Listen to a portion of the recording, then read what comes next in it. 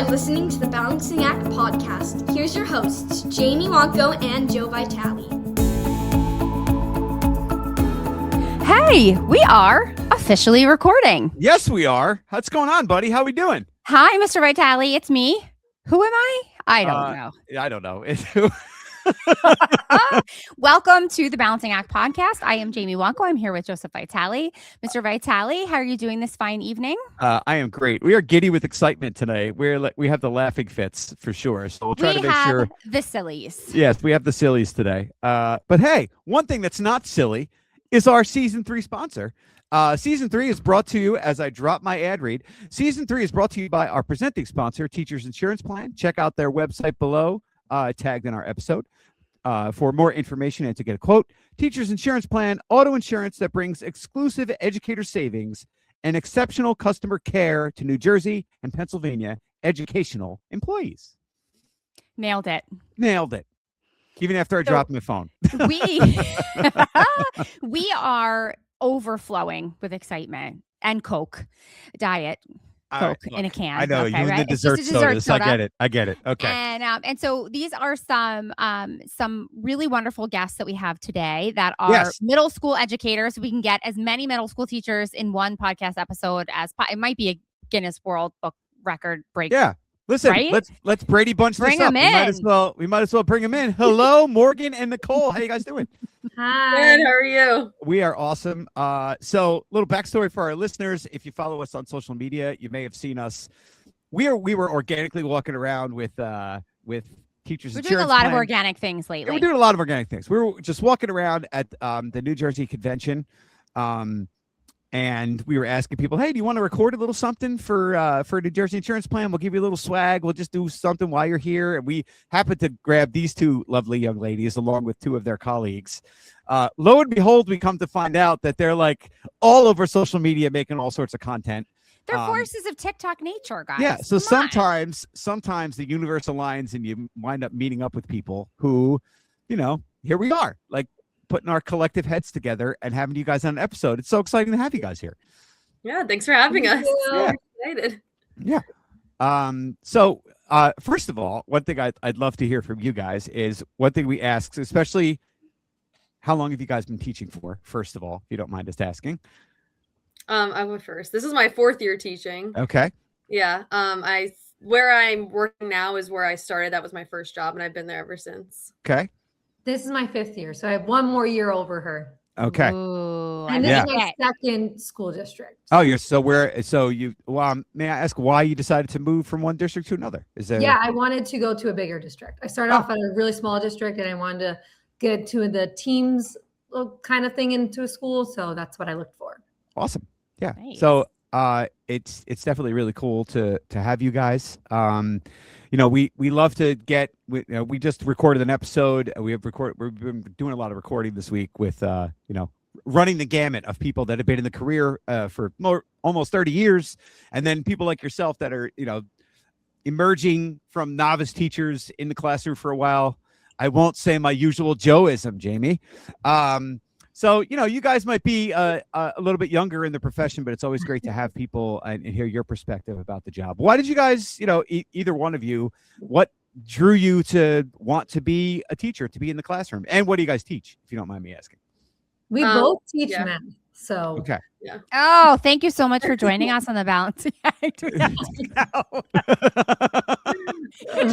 Jamie wants to hang up now. I famously don't math, so yes. Maybe it was because I didn't have Nicole or Morgan as math teachers. That's right? adorable. Come on. Yeah. So were you always math? That's what you decided? I'm math and English. So I can do either. Interesting. Okay. Wow. But I That's chose unusual. Yeah. Tell us everything. So I picked math because when I was in college and I did my student teaching, I thought it was the easier one to teach. So credit to those English teachers. Yeah. I thought it was a little bit harder. So I was like, I'm going to stick with the math. Okay. But I just always was intrigued by math and I never questioned another career besides teaching. So I just thought I wanted to be a teacher and stuck with it. Huh. Around how old do you think you were when you knew? I was playing teacher as like a little kid with my sister. I made her be the teacher. I was the teacher. She was the student. So I was always playing that role for a long time. Do you have parents that are in education, or was that? No, not at all. Interesting. Okay. Oh, yeah, okay. that is. Yeah. A lot I of think I times. just used to boss people around, so I was like, oh, I'll navigate. So maybe that was it. Yes, I love it. I mean, yes. Yeah. Awesome. I love Nicole, that. what about yourself? I always knew I wanted to be a teacher too. Like I was playing school with my siblings too. My brother actually. None of my parents are teachers. My grandpa was a math teacher, but I didn't decide to do math until college actually. My goal was to be a psychology teacher actually. I loved psychology. I studied it in college, but when I was told I had to like pick a subject and it couldn't be psychology, I was like, "Oh, okay. I guess I'll do math. I'm good at math." And then I went from there. And yeah, I've been loving it ever since. And Morgan, what led you to middle school? I actually wanted to be a high school teacher, but then I got placed for my student teaching in the 6th grade. So I was like, okay, I was a little bummed out by it. But then once I got into it, I fell in love with like the personalities and the characters of it all. And then I just stayed with it because they're just so entertaining. Yeah, when I first got the job teaching, I've been middle school my entire career. When I first got the job, I was like, yeah, I'll teach here for a couple of years and then I'll go teach high school. And I just never had the itch. Yes. To be very honest. Exactly. Yeah. And Nicole, what about you? I subbed at a high school, my old high school for a while when I was in college. And I think that's when I knew, like high school, not for me. The elementary level, I did student teach in 4th grade and I loved it, but I just couldn't see myself teaching every single subject like how it is in elementary school. And middle school is that sweet spot. And I loved my middle school like journey when I was a kid. So I was like, you know what? I'm going to teach middle school. That's fun. Yeah. Did you know each other before you worked together? No. Wow. No. Wow. But we think we crossed paths. Like we were just talking about this. We're like, we both ran track in high school and we're like, oh my God, we were probably at the same place at the same time and like didn't even know. Yeah, we grew up right near each other. So we could have crossed paths. Yeah, I think I often think that about Jamie and myself too, because we our parents have houses at the Jersey Shore in Manahawkin, probably about 1.5 miles from each other. So it's probably some point where we cross paths somewhere. We'll talk about like, and this summer, but way back in the 90s, we, I was here and then I was, and so like things like that will come up. And we really even taught in the same school district for a pretty long time. Yeah, for a long time before we knew each other as well. Had to, right? No, we didn't really start. It had to be like 15 years of me working there before we met each other. Yeah. I mean, I was still living out in PA when we first met because it was the Tech Academy. Oh, yes. Yeah. Oh, such a good breakfast. Give it up to any kind of teacher training where they feed you 2 meals, right? They had breakfast and lunch. And I remember it was like, ooh, an omelet station? Where are we? I had often said to Mr. Callahan on many an occasion that an army marches on their stomachs. So we used to, I went to teaching at the Technology Academy to kind of helping to run it. Not in charge of the whole thing, but helping to organize with the instructors. And then, I saw that Jamie had a huge and immense amount of, talent and ability to teach in the classroom, not only with technology, but just like her general air about her. She's very good at what she does. So I think that's what gravitated us to each other and kind of started our friendship. And we have, just to give you the backstory, ladies, that, we have friends, we have kids that are friends that are high school seniors. They're in the same class. Oh, nice. My son and her son are talking a lot of smack in fantasy football league. I've just been officially invited to be a flower girl at Mr. Vitale's daughter's wedding whenever that point in time. Said my kids are twins. Okay, my daughter's not getting married anytime soon, but there we are talking about. We're just having a conversation like, so Sophia, who would you have in your wedding? And she's like, well, I would have this person. And I would have Morgan, I would have Nicole, I would have Sophia, and Miss Wanko. And I was like, yes, I am down. He's like, oh, as the matron of all. I'm like, no, the flower girl. Thank you. Love it. Anyway, as we wax poetic on our past.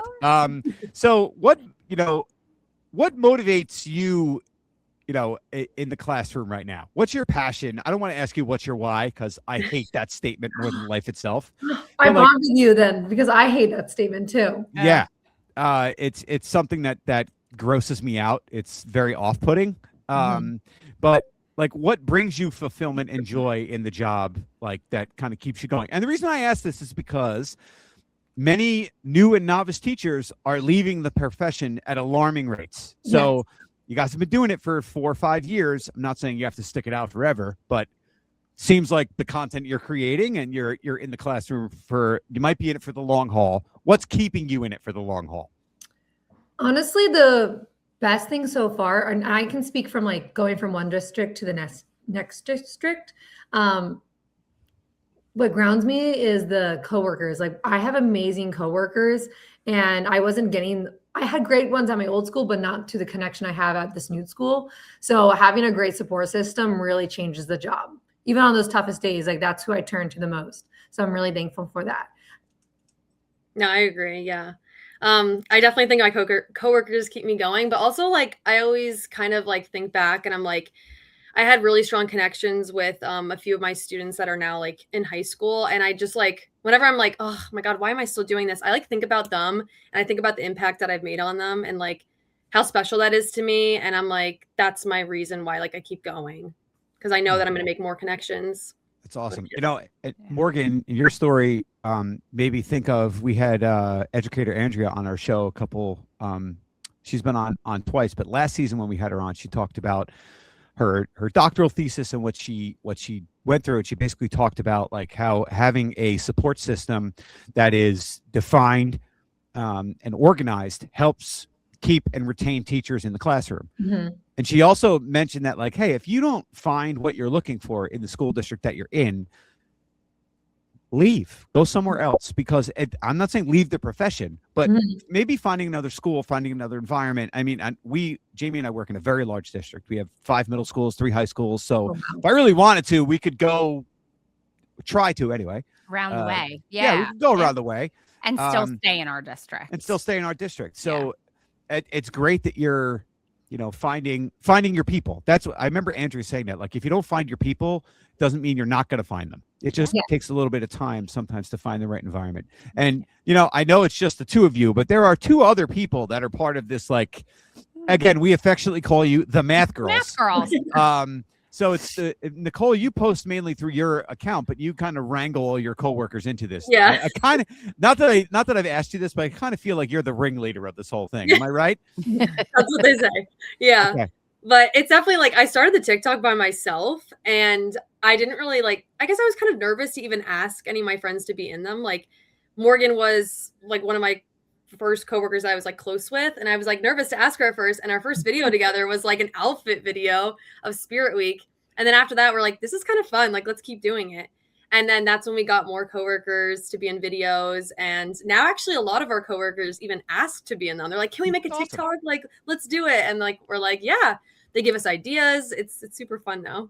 Yeah, I get asked like, "Hey, are you still in the building?" by my partner over here, and I'm like, "Oh crap, she wants me to dance." So I have to go to her. So if you ever see me dancing on TikTok, I'm being held against my will. Oh my goodness! I recently made my husband participate in a TikTok, and he was. Okay, I don't even think, Joe. I don't think I've told you this. Did I? No, you did tell me this. Okay, so he.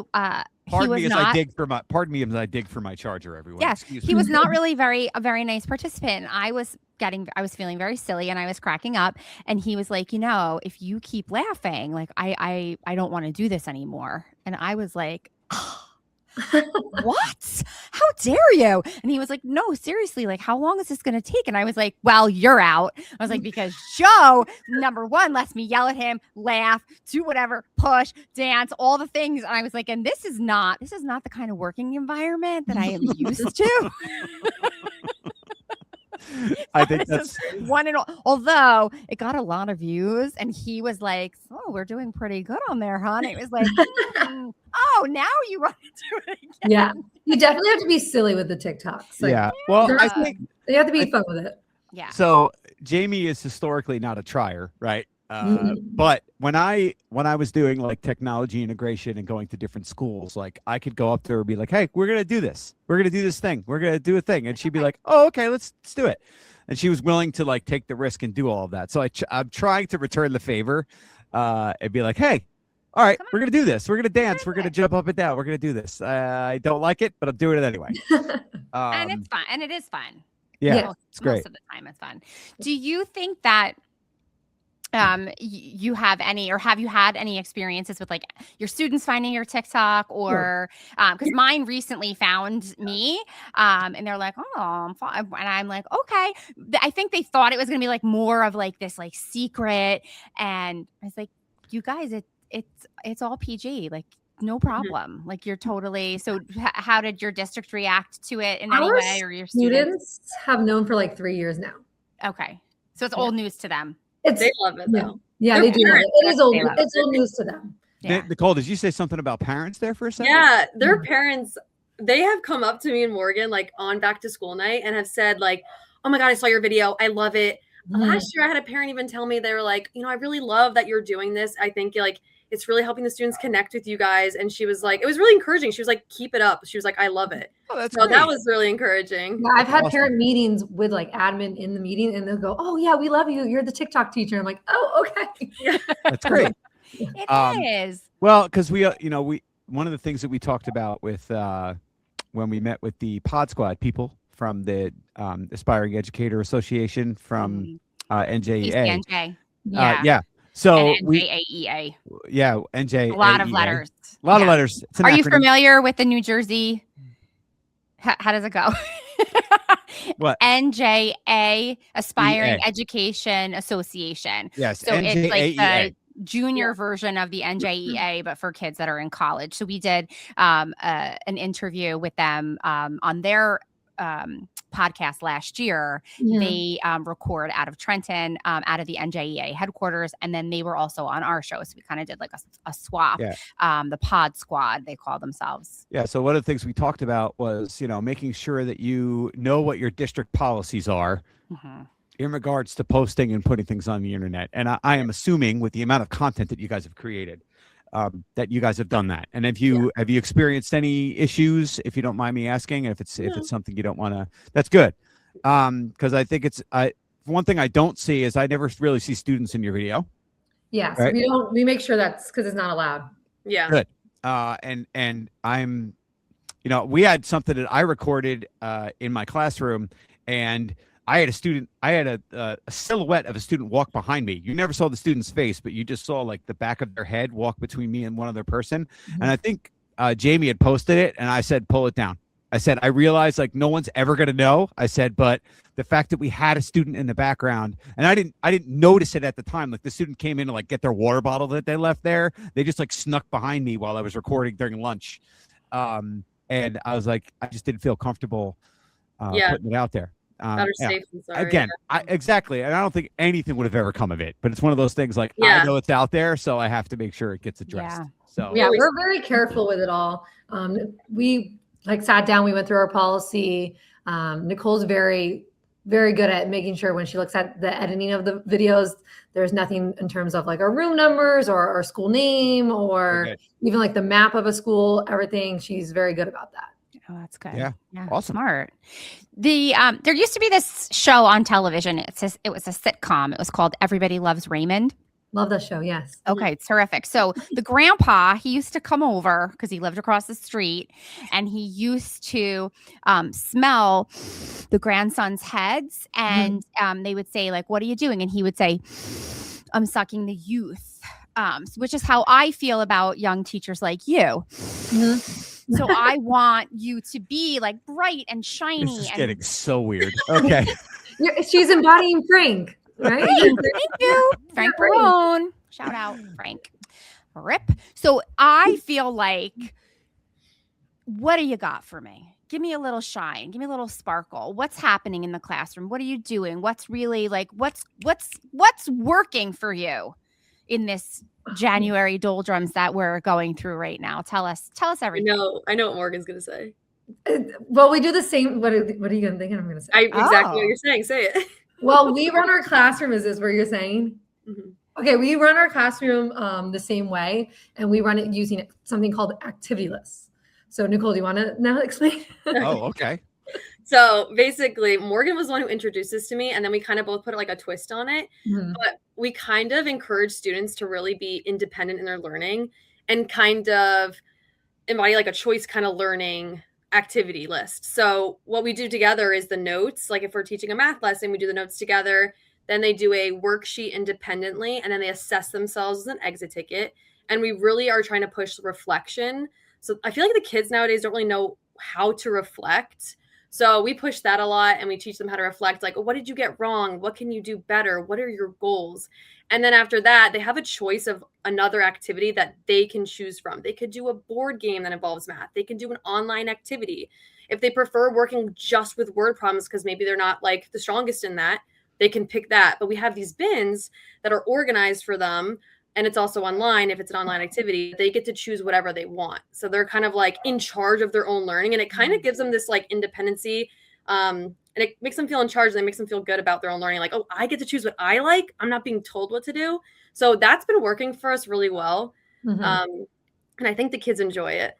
And we've gotten like a lot of other teachers asking if we could share the activity list with them. Like they want us to teach them how to do it in the classroom. So it's really cool. That's great. And I'm also glad that you're sharing.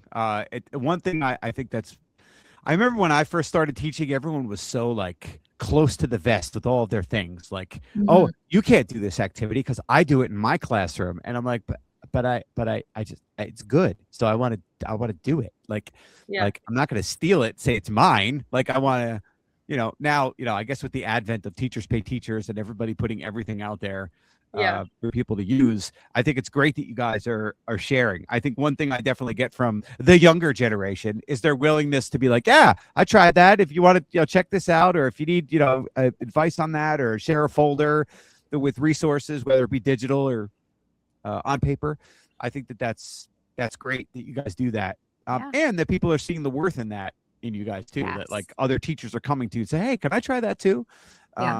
That's to have the flexibility of saying like, I do it a little bit this way and she does it this way, or if you want to come up with something else, which is good too, because some people sometimes have ideas and they're sort of rigid about like the way that they need to be implemented with the kids. But I think it's terrific if you can say like, yeah, we're going to try this, and also that you're willing to share, because we always say the best professional development is the teacher down the hall, and and obviously like the built-in bonus of that is being able to when you hit some sort of a challenge or roadblock, be able to just go, what would you, or how could I, or what do you think? Or, rather than trying to reach out to someone that, is like lives in Ohio and you're never going to see them again or something like that. So fantastic. Yeah. So what is your, so far of the content that you guys have created, right? What do you think is your like favorite piece of content? Is there like a series that you guys do that like you really like to go back to? Oh, I think like the things our students say, we have so much fun with that. We did that how many times, Morgan? Like maybe like twice or once. Yeah, twice. And we want to do a new one. Doing it. Yeah, we got to do a new one. That should be our TikTok this week. Because they just say the funniest things, and it's like we make a list and then we compare and we're like, oh my God, what does that even mean? Oh, and then we look it up and we're like, but it's not even sayings. They just have such comments sometimes that are so out there, and I can't help but laugh. I'm like, I don't even know what you just said. It's not new lingo. It's just like hilarious. I think I need a little bit of I think we might need a concrete example here that what you guys might be talking about. Like I was doing math one day, and one of my students goes, they're like, Miss Levenberg, this is like doing taxes. And I was like, do you know how to do taxes? They're like, no, but now I'm never going to try. And I just thought that was so funny of them to say. And I was like, okay, that's hilarious. Like they just say things without thinking, and sometimes it's good, sometimes it's bad, but a lot of times it's just so funny, and they have a great take on it. That's awesome. They are funny. I mean, that's like such a huge, it's so important to find the humor. One of our favorite pieces of content, and I know I keep plugging people that have been on our show, but Courtney Varner, hi, it's me, it's Miss V. She does like this thing where it's like things middle schoolers would say to me at my funeral, and she's got like a hoodie on and the pimple stickers. I saw that one. And she just leans over and is like, do you have any Takis? It is the greatest. I was like, please make more of those. It should be a series. You should be doing one every week. Yeah. And especially with all of the brain rot, that's awesome.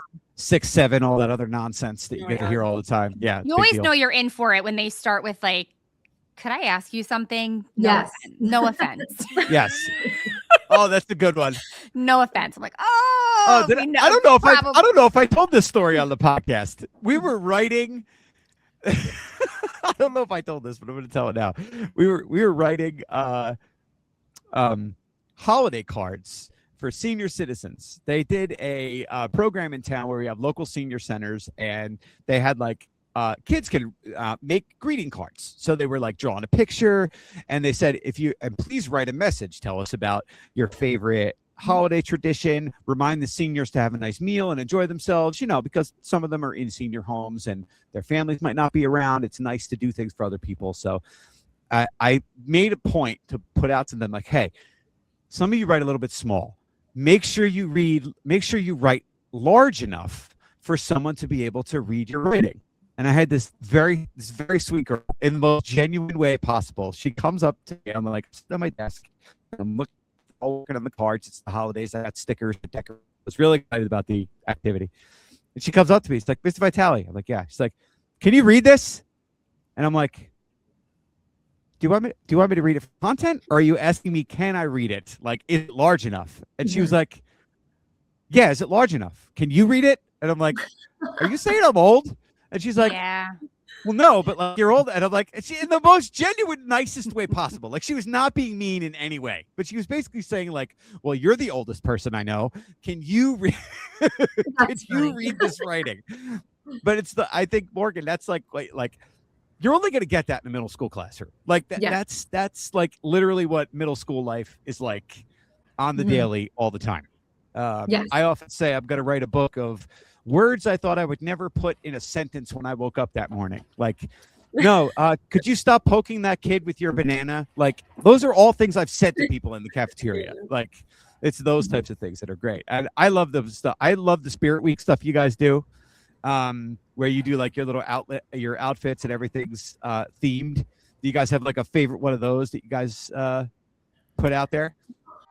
Have you ever thought, I work in education, why is finding a job so weirdly hard? Yeah, scrolling through random job boards where half the listings don't even make sense is not the vibe. That's why NJSchoolJobs.com actually makes sense.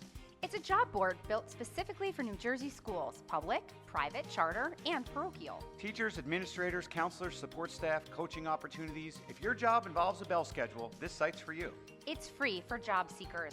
You can upload your resume, set job alerts, and apply without jumping through hoops. Schools across New Jersey actively use NJSchoolJobs.com, so these are real, current openings. They also host virtual job fairs where you can connect with multiple districts online. No driving all over the state. Those are coming up soon, so check the link in our episode description to register. Head to NJSchoolJobs.com. Every teacher knows that the first 5 minutes of class set the tone for everything that comes after. Lesson Launchpad helps you nail those first 5 minutes without scrambling. Presentations change automatically. Timers start automatically. Music sets the mood. Agendas and reminders appear right on time without you clicking anything.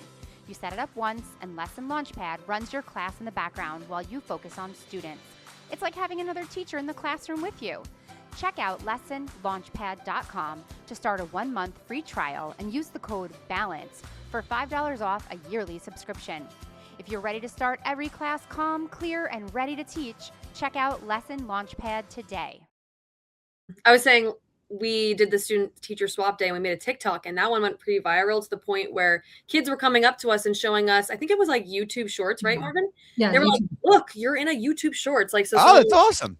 Someone was taking our video and using it in like what's the word? Like a compilation, yeah. Of like a bunch of teachers doing teacher-student swap day, and like it keeps popping up. Like even the other day, another kid came out to me. They're like, I saw you again on YouTube. I'm like, that's so funny. I am waiting for our teacher-student swap day this year because I have so many plans that I am not revealing. I greatly enjoyed it last year. I had, what did I do? I did socks and Crocs. That's always the big one. Yeah. I got like I got a wig, like a curly-haired wig, so I looked like, the boys with the alpaca haircuts. Yeah, yeah. Mm-hmm. And I had pimple stickers on. That was fun. And I kept walking into people's classes and asking them for Takis. And I had the sweatshirt with like one arm on, like one arm out, one arm. I still don't understand. That is the most uncomfortable thing. I haven't seen that. Yeah. No, you haven't seen the sweatshirt where they wear one arm in and one arm out? Mm-mm. Oh my God. Is that not a thing for you guys? That's no, crazy. I haven't seen that. Because I dressed like my son, and the kids were like styled me specifically with the sweatshirt that I had it on too much. I didn't have it. Like it had to be half on and half off. Yeah, when we did the teacher swap, I dressed as our students, but I did a boy football jersey, and I actually took my student's jersey and wore it to school. Oh, that's cool. I like that. I like that. Nice. Yeah. I like that. So sorry. In regards to like, as you guys continue on your journey, like, what do you guys think right now for you outside of, you guys are making content, trying to do different things. What, in regards to the profession itself, though, what do you think is the biggest challenge for a new teacher entering the classroom right now? You guys are closer to that than Jamie and I are. So we'd love to hear your take on it. I mean, duh. But yeah.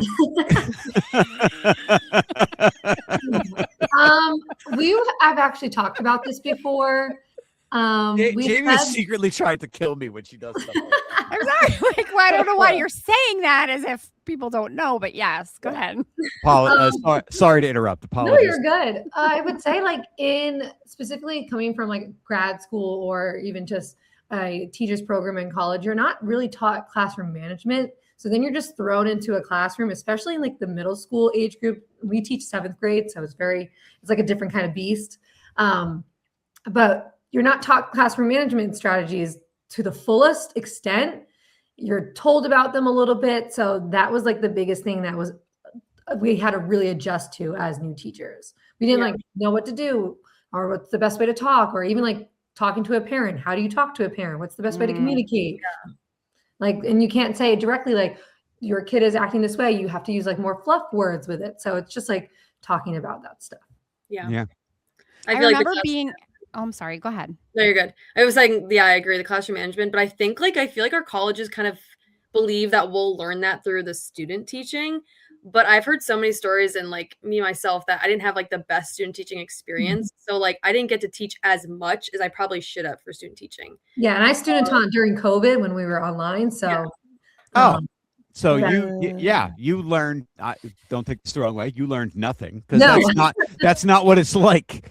It's not. And I didn't even think of that, because now that you say you've taught for 5 years, year one for you was probably what, hybrid year? Yeah, it was hybrid year. Yep.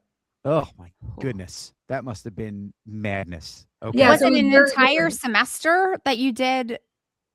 Like, my student teaching was was like a 20-week semester of school. Was that your? My student teaching was a full year school calendar year. Oh wow! But how often? I student taught straight for, I think it was 20 weeks. Okay. So like Monday through Friday, full time. Yeah, full time. But I was in that same school for a whole calendar year. Got it. Okay. Wow. Oh yes. I feel like there's lots of schools that have been moving towards that. I had a student teacher from Rutgers, and she was with me her junior year and her senior year, but it was like both times spring. So by the time she came around the second time, it was like full time. Yeah. But there's a lot of pressure, especially when you speak to parents, and you realize like there are so many people who have children and have no idea how to be the parent. And then they sometimes are looking at you for advice or wisdom. And I remember that very distinctly, like in my 20s, before I was a parent myself, of like, what, you want me to tell you what to do with your 13? I remember being like very puzzled by that, and then realizing like pretty quickly, no, they're serious, and I am like the professional, and I do have to give them the best pieces of advice that I can, and kind of get that from other people. And I remember never write anything down. I mean, this was before computers, but it was like, don't put anything in writing, and don't give them anything in writing, and don't hand them anything. And being like, my very first year teaching and having a parent meeting and being like, oh my goodness. And there's the kind of like those few things where you, no matter how far you get into it, they'll always stick with you, and you'll always remember like those situations of like, oh my gosh, don't write anything down ever. Yes. Or count all your kids before the fire drill, because someone may take one of them just to try to trick you. Mm-hmm. I remember from my student teaching, and I still am like 1, 2, 3, 4, 5, 6. Yes. Never happened to me before. That's also the swing and a miss from a mentor program. Like, I think that's where, you know, if you have a good mentor as well, like when you're in, and we were talking about this today in my class, like, you know, when you get certain jobs, you work with someone who's experienced, because we were doing a Senate lesson, and junior senators get paired up with senior senators to show them the ropes, and here's how to do the job. And that we get some of that, but my mentor showed up every month to have me sign a piece of paper that we met. Like, there was no talking with him. He was months from retiring. I don't know why he was my mentor. I got nothing from him. So yeah, it does. And it was a long time ago. And then I had to figure it out on my own. And hopefully you guys had a better experience. But if you didn't, that's where maybe one day when you're in that position, which you may be, that you'll make sure that those teachers have that support. What did your mentoring program look like? Yours was at a different school, right, Morgan? Right? You did at Wantage, right? My mentoring, I went to school in Connecticut, so my whole thing was in Connecticut. And like I said, my college did it where your grad year, because I did 5-year master program, your grad year is a full year at a school district, and they pay for your grad year. So like, because you're an employee for them. I have never heard that before. So it's really nice. Yeah. So like I get assigned a mentor teacher the first day of school, and I'm with them the whole year. And then I will have like straight 20 weeks of actually student teaching. But outside of those things, I'm like a sub in the building, or I did a long-term leave. So it was a great experience. That is very interesting. Because I had never, Morgan, I'd never heard that before, that schools will like pay for that. Like a school district pays. I'll drop the name. It's Quinnipiac University. Okay.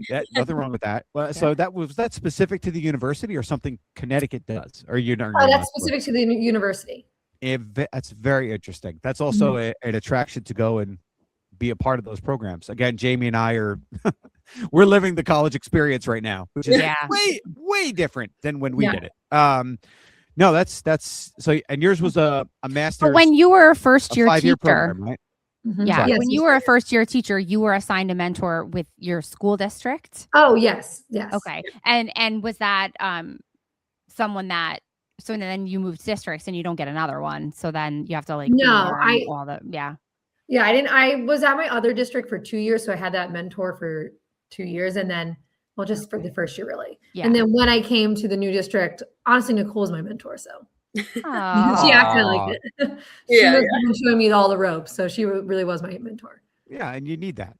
We're each other's mentor, really. Yeah. That's great. Yeah.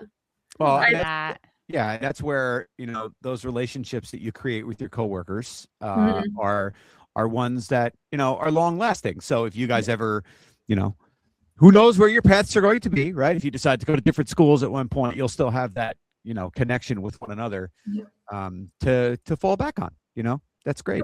Yeah. And we really try to be like the welcoming committee at our school with all the new teachers. So like the other two people that are in our group that are in our videos, and they were there at the teacher convention. Yes. They were new last year. Last year was their first year of teaching. So we really took them under our wings and helped them. That's great. Do you go to the convention every year, or was this the first one for you? Our first one. Okay. And what was the incentive for you to go? I feel like we just heard a bunch of the other teachers talk about it. Like, we don't, did we get any, I think we get PD hours. Yes. But that's really it. Like, it was just kind of like, let's go for fun. Like, why not? Like, we have to go at least once. And now we're like, let's go back. Like, let's go again next year. All the veteran teachers were like, you should do it at least once in your career. Yeah. You should do it when you're young. And we were like, you know what? Why not? Let's do it. And we're so glad we did. We had such a great time. Did you stay? Yeah, we stayed the whole weekend. Oh, that's great. Nice. Which hotel did you stay at? The Hard Rock? Hard Rock, yeah. Oh, okay. Oh. Yes, I stayed at the Borgata. Joe didn't stay, so he did a lot of driving. But we stayed for 2 nights, my husband and I. And I will say that as an old lady, I was not used to the smoke. No, because everything is, and as a former smoker, and my kids know I used to smoke. People used to smoke in the 90s. It was much more common. And, but it was so strange to be in an environment where smoke lives and not just like you dip in and you go to dinner and then you go back sleeping in the hotel. Like I had nosebleeds for like a week after. Oh, goodness. No. Isn't that wild? My husband too. And he was a bouncer when we met. So like what up in the club and people, you could drink and dance and smoke and the whole thing. Yes, he was. Yes, he was. And he was in so was it Hoboken? He was a bouncer in Hoboken.